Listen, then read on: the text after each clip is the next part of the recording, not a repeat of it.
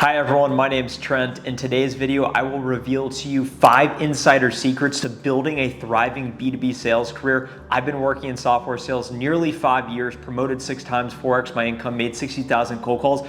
I personally feel better about my personal life when I am successful in my professional life. I like to talk about success. I imagine if you're watching the video to this point, you're also ambitious and like to talk about success. So let's get started.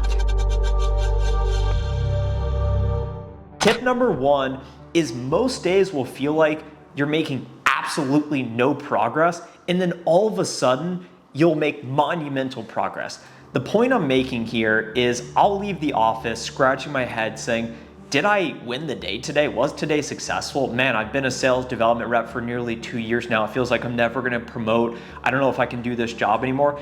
And it's challenging because your patience is tested. And a great example to back this up with data is I track my cold calling metrics. So I'll track how many calls I make, how many live conversations I have, how many meetings I set. And if you look at the course of 1,000 cold calls, okay, you may be making 50 to 100 a day. On any given day, you could make 100 calls on Monday, have no live conversations. You could make 100 calls on Tuesday and have 3 live conversations, no set meetings. You could make 10 cold calls on Wednesday and set 5 meetings. That's the nature of sales and the law of large numbers. So if you stay consistent and keep showing up, even though it feels like you're making no progress, even though it feels like you're not getting closer to your goals, I promise you, if you keep putting in the work, it will eventually pay off. And that was my experience promoting from a sales development rep, 2 years in the role. I never made content until I really feel like I understood how to do top of funnel pipeline generation.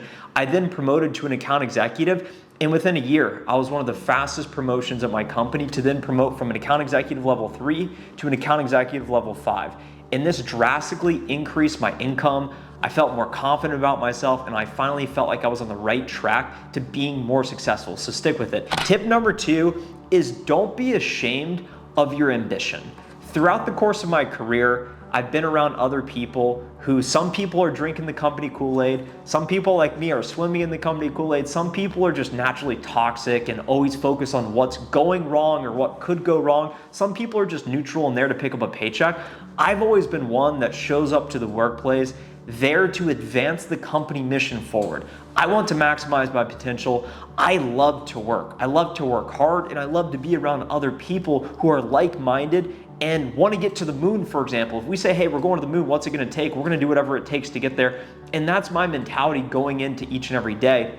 So as you think about showing up, being your best self, the more committed you are, the more successful you're gonna be. And it will start to make some people uncomfortable, your level of commitment, because they will start to question themselves, why is this person trying so much harder than I do? So what they'll start to tell you is they'll say, hey, you don't have to work this hard. Hey, you should get out of the office early. And they'll start commenting on your work ethic.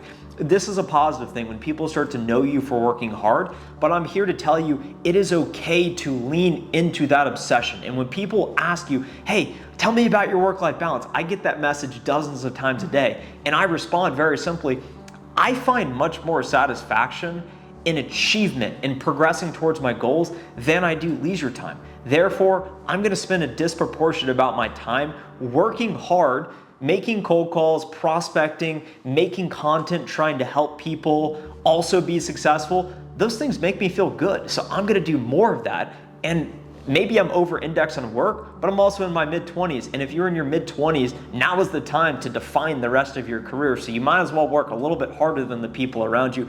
Tip number 3, struggle creates meaning. I did a marathon last year. And I told actually the previous year I did another marathon, so 2 marathons. I remember after that first marathon, during it, I thought, man, I'm never gonna do this again. I went hiking in Nepal a few years ago, a 100-mile trek through the Himalayan mountains. Each and every day we hiked 8 miles, massive elevation, altitude. I got altitude sickness. And in the moment I said, I'm never gonna do this again. And then you look back on these challenging things and you say, during that struggle, it was not pleasant, but that actually created the meaning, and you start to crave it. You crave challenges as a human. So as you think about what you may be going through day to day in your career, it's really challenging. You get rejected a lot. You have people that want to beat you, competitors, maybe internally dynamics are working against you. Whatever it may be, it's not easy for any of us. but keep pushing through that, because if you eventually retire, and they have all these successful people online nowadays that say, I sold my business, I went and sat on a beach. I sold my business, I started playing video games, drinking mimosas, and they completely lose themselves because they lost that sense of mission and purpose. So the harder things get, that is a signal to me to rise to the occasion, and I find meaning in that. I'm grateful for the opportunity to even have a chance to figure it out, because I know that when I'm unable to work one day, I'm gonna look back very fondly on those challenges, the successes, and the failures. So it's all a part of the experience and journey. When you look back on it, that will be all of the meaning you have in your life. So now when you're in it and you're like, this is so hard, just have that perspective, take a step back, be patient, and say, hey, let's have fun with this. This is actually what it's all about. If you're enjoying this video, subscribe to the channel now if you haven't already, because it helps the channel. Tip number 4, nobody cares about your success as much as you do. Imagine if you could spend 24 hours a day on self-development, how much you would be able to evolve as a person.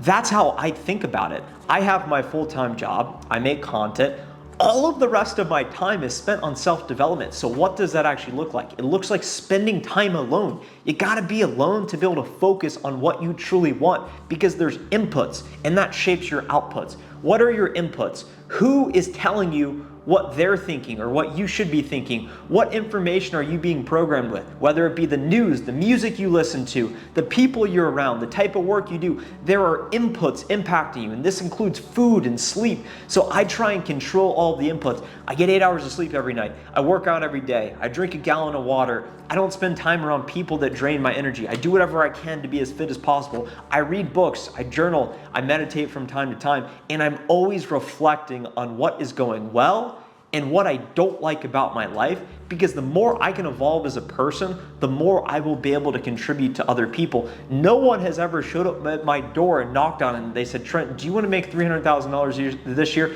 Do you want a YouTube channel with 27,000 subscribers?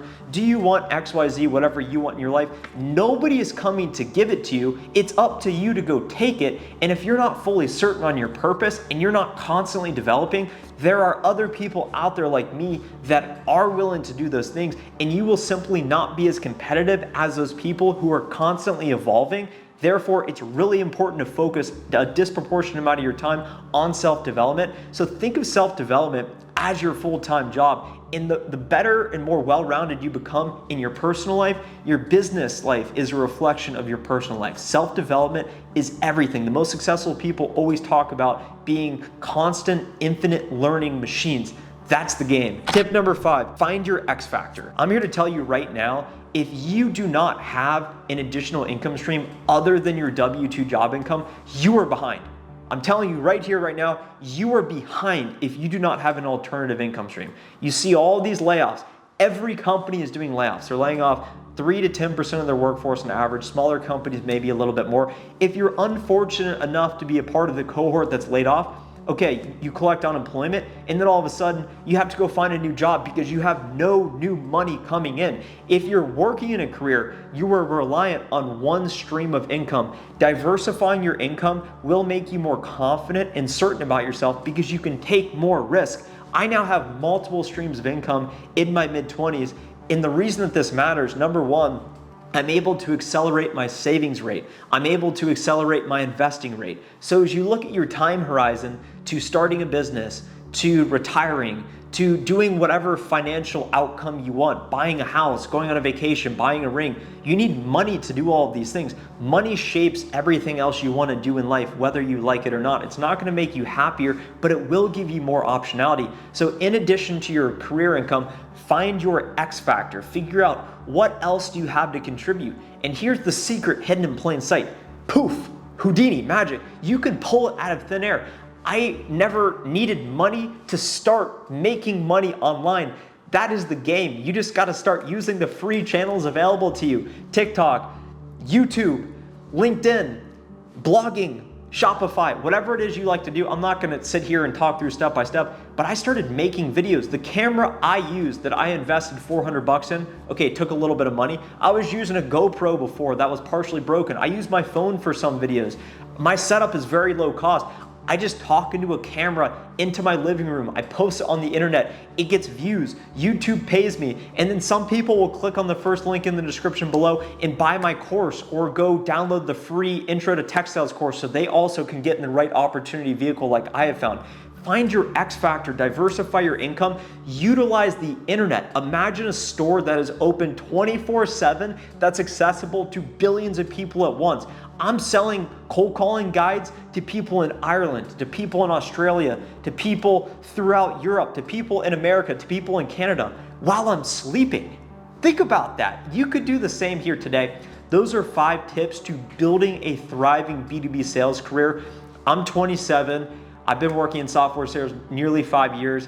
I don't feel like I've even started, so don't think I have all of the answers. I'm still trying to figure it out each and every day. I just like to talk about my journey because I feel like I'm going places, and I want to surround myself by other people who also feel like they're going places, because that's what it's all about. If you enjoyed the video and found value today, do let me know your biggest takeaway in the comments down below. I read and respond to every single comment. Subscribe to the channel now because it really helps, and I'll talk to you in the next video.